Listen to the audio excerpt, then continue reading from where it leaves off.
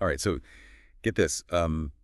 Imagine you're out in the dead of winter, miles from civilization, just nestled in your tent with friends, and suddenly something so terrifying happens that you cut your way out of the tent and flee into the freezing darkness, barely clothed. I mean, what could possibly drive a group of experienced hikers to risk almost certain death from exposure? That's the question at the heart of the Dyatlov Pass incident.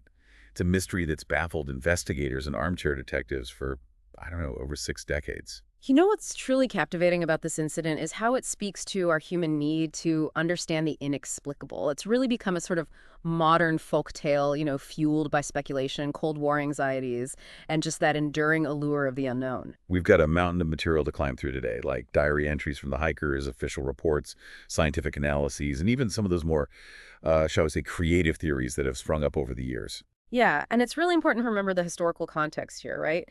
1959, the height of the Cold War. This backdrop of suspicion and secrecy definitely, undoubtedly influenced how the incident was initially perceived and investigated. Absolutely. So let's start by meeting our hikers.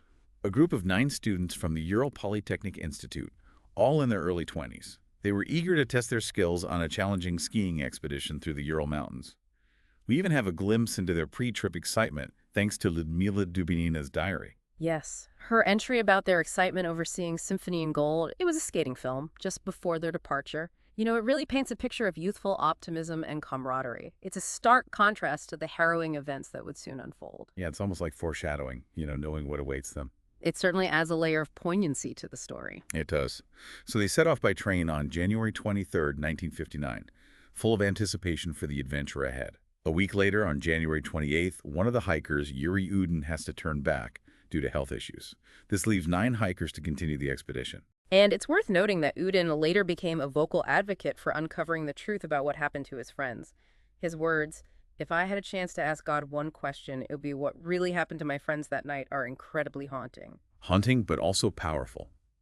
It speaks to the enduring grief and the need for closure that has surrounded this case. Yeah, it really highlights the human element of this tragedy, which, can sometimes get lost amidst the theories and speculation. Absolutely. So the remaining 9 hikers press on reaching the edge of a forested area on January 31st, and then begin their ascent into the mountains the next day. By February 1st, they make camp for the night on a slope, most likely due to poor visibility. And this is where the environment starts to play a critical role. We're talking about the Ural Mountains in February, temperatures plummeting to -30 degrees Fahrenheit, harsh winds, heavy snowfall. Survival in these conditions would have been incredibly challenging even for experienced hikers. It sets the stage for how quickly things could go wrong in such an unforgiving landscape. Precisely. And those conditions become crucial when we start examining the evidence and the various theories that attempt to explain what happened next. Now, the group was expected back on February 12th, but initially there was no cause for alarm when they didn't return on time. Yeah, this is something we often forget in our age of instant communication. Back then, delays in expeditions weren't unusual. Right. It wasn't until February 20th that the hikers' families, having heard nothing, finally pushed for a search party to be assembled. The search party located the campsite on February 26th, almost a month after the hikers were last seen. And that delay is significant. A lot can change at a scene in a month, especially given the harsh weather conditions of the Ural Mountains. It complicates the investigation, making it even more difficult to piece together what really transpired. And what they found at the campsite was deeply unsettling. The tent was cut open from the inside as if the hikers had fled in a panic. This detail, the tent slashed open, has fueled countless theories. What could have driven these experienced outdoors people to such desperate measures? It's a question that has haunted investigators for decades. Adding to the mystery, the bodies of the hikers were found scattered at varying distances from the tent. Some partially dressed, others with severe injuries. 2 of the hikers, Yuri Doroshenko and Yuri Krivonischenko, were found near the remnants of a hastily built fire. Their bodies showed signs of burns, suggesting they had desperately tried to warm themselves. Krivonischenko was even found to have bitten his own hand, possibly a sign of the debilitating effects of severe frostbite. These details paint a picture of sheer desperation, of people fighting for survival against the brutal elements. And the injuries didn't end there. Subsequent discoveries revealed a fractured skull, broken ribs, and other internal injuries. These grim details became crucial pieces of the puzzle, prompting investigators to search for an explanation that could account for the hikers' seemingly panicked flight and the extent of their injuries. The initial theory, fueled by fear and prejudice, was that the hikers had been attacked by the indigenous Mansi people who lived in the area. Sadly, this kind of scapegoating is a recurring theme throughout history, especially when dealing with the unknown. Fortunately, this theory was quickly debunked, as investigators found no evidence of a struggle or any involvement of the Mansi people. It's a stark reminder of how easily suspicion can fall on marginalized groups, particularly in times of fear and uncertainty. But with the Mansi theory ruled out, the question remained: what truly happened to those hikers on that mountain? That's where this deep dive gets really interesting. Over the years, a multitude of theories have emerged, ranging from the plausible to the downright bizarre, each attempting to shed light on the mystery of the Dyatlov Pass incident. So let's unpack some of these theories right, starting with the ones that lean towards the supernatural. These are often the most captivating ones, especially considering the historical context of the Cold War. People were primed for stories of espionage, secret weapons, even encounters with the unexplained. Yeah, it was a time of heightened anxiety and paranoia, which makes the emergence of these theories, well, almost understandable. We're talking about Yetis, UFOs, even whispers of secret government experiments gone wrong. Exactly. Take the Yeti theory, for instance. It's fueled by this blurry photograph taken by one of the hikers, which some claim shows a large humanoid figure lurking in the background. It's grainy, sure, but you can see why people might latch onto it, especially those who already believe in such creatures. Of course.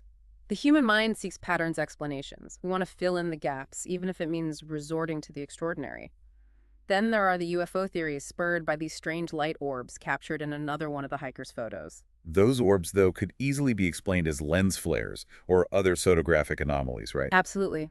But again, context is key. The Cold War, coupled with the growing fascination with UFOs in popular culture, it created fertile ground for such speculation. So it's like a perfect storm of cultural anxieties and a thirst for the unknown colliding with a genuinely tragic and mysterious event. Precisely.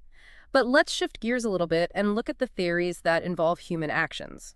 These tend to resonate with a distrust of authority, a sense that something sinister might be concealed beneath the surface. Right, like the idea that the hikers stumbled upon a clandestine military operation or were targeted by foreign agents. Exactly. These theories often point to the Soviet Union's history of secrecy and its tense relationship with the West. Some even suggest American mercenaries were involved. It sounds like a plot straight out of a spy novel, doesn't it? It does, and it certainly adds to the intrigue. However, it's crucial to remember that these theories often lack concrete evidence and rely heavily on conjecture.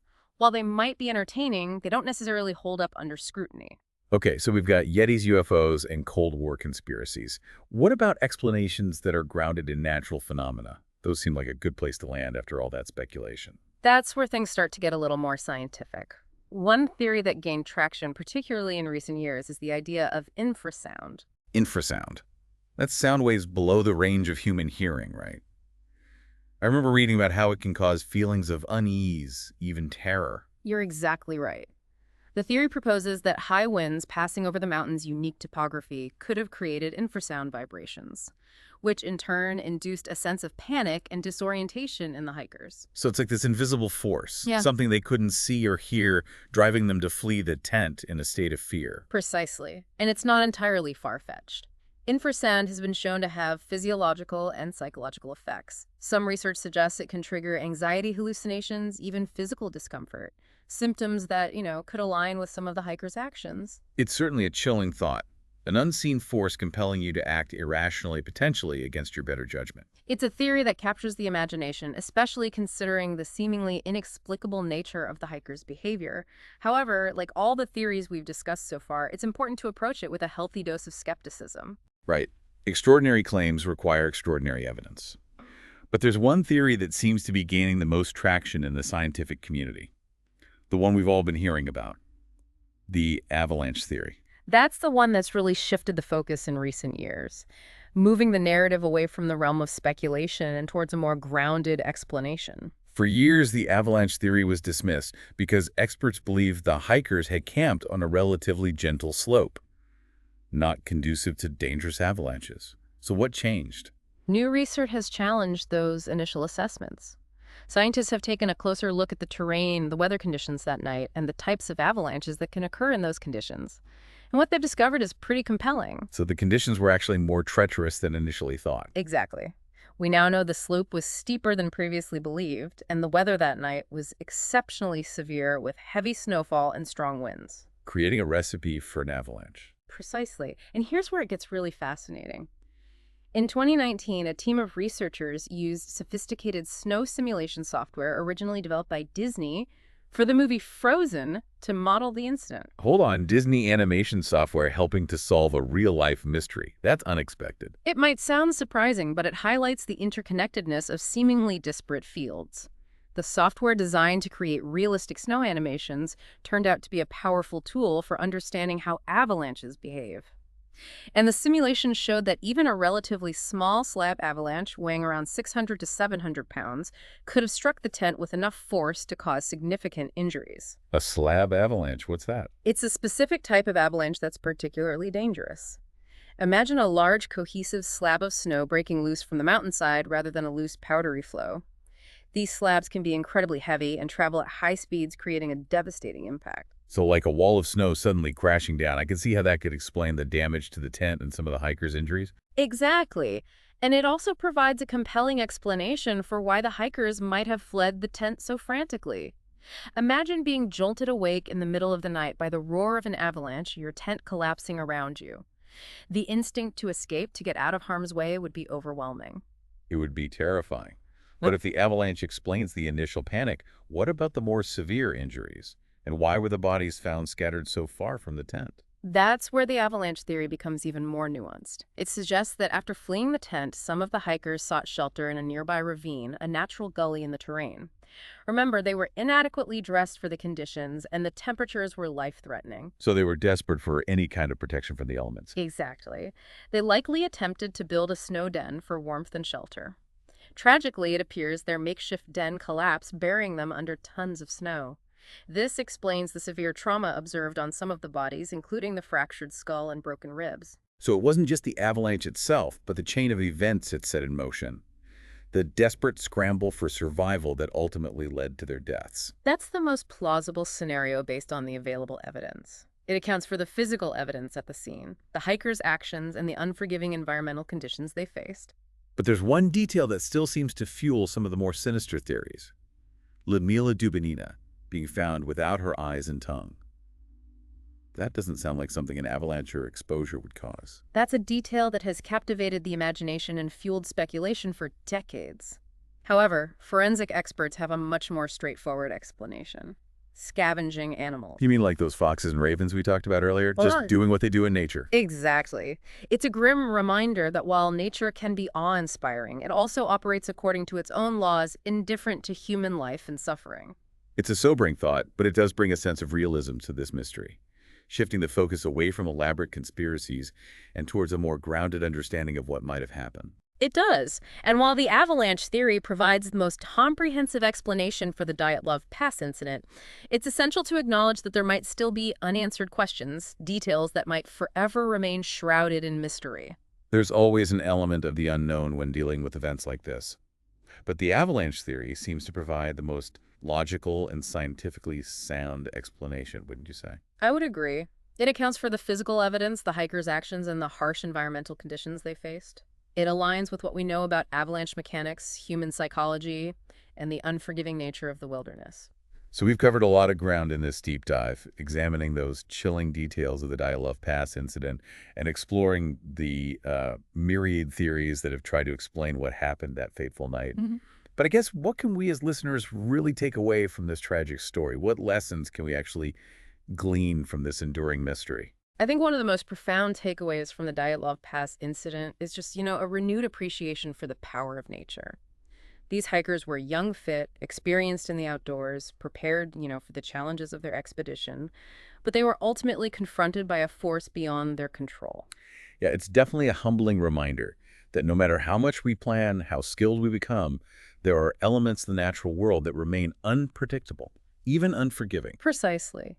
And it challenges us, I think, to find a balance between preparedness and acceptance, We Yeah. can take every precaution, equip ourselves with the best gear and knowledge, but we must also acknowledge that venturing into the wilderness always carries inherent risks. There's that delicate balance between our desire to explore the wild beauty of our planet and respecting the forces that shape those landscapes. Absolutely. And I think the Dyatlov Pass incident also reveals something about our human need to make sense of tragedy. The sheer number of theories that have emerged over the years, from the plausible to the paranormal, speaks to our desire to impose order on chaos, to find meaning in the face of seemingly random Well, events. it's like we're wired to seek explanations, to find someone or something to blame, because the idea of a universe that's indifferent to human suffering can be difficult to accept. It's a natural human response. Hmm. We crave narratives, patterns, explanations that can help us process and understand events that challenge our sense of order and security. And in the absence of definitive answers, our imaginations often fill in the gaps, creating stories that, while not always factual, can provide a sense of psychological closure. But maybe the most unsettling aspect of the Dyatlov Pass incident is this realization that sometimes, despite our best efforts to understand, some mysteries endure. That's a profound point. We live in an age where information is readily available, where technology promises to solve every problem. But the Dyatlov Pass incident serves as a stark reminder that there are still events, still corners of our world that defy easy explanation. It can be both humbling and terrifying to confront those limits, to acknowledge that we may never fully understand what happened on that mountain. But there's also a certain beauty in that, I think. In acknowledging the limits of our understanding, in embracing the mystery, we open ourselves up to a sense of awe and wonder. The world, with all its complexities and unknowns, becomes a more fascinating place. So instead of fearing the unknown, maybe we should view it as an invitation to learn to explore, to accept that there are things we can't control or fully comprehend. I think that's a wonderful perspective. The Dyatlov Pass incident, while tragic, can ultimately serve as a reminder to live with a sense of curiosity and humility, to appreciate the delicate balance between our desire to explore and our need to respect the power of the natural world. It's a story that continues to resonate with us, not just because of the mystery it holds, but because it reflects our own search for meaning, our attempts to reconcile ourselves with the unpredictable nature of life, and our enduring fascination with the unknown. It's a story that will likely continue to be told and debated for generations to come. If this deep dive into the Dyatlov Pass incident has sparked your curiosity, we encourage you to delve further into the materials we've included in the show notes. There's a wealth of information out there waiting to be explored. And who knows, maybe someday new evidence will emerge, shedding more light on this enduring mystery. But until then, the Dyatlov Pass incident will continue to captivate and intrigue us, reminding us that the world is a place where beauty and danger often coexist, where the unknown beckons us to explore, and where mystery often endures. And that's the beauty of a truly captivating story, right? It stays with you, prompting you to ask questions, to seek answers, and to marvel at the enduring power of the unknown. Thank you for joining us on this journey into the heart of the Dyatlov Pass mystery. Until next time, keep exploring, keep questioning, and keep the spirit of adventure alive.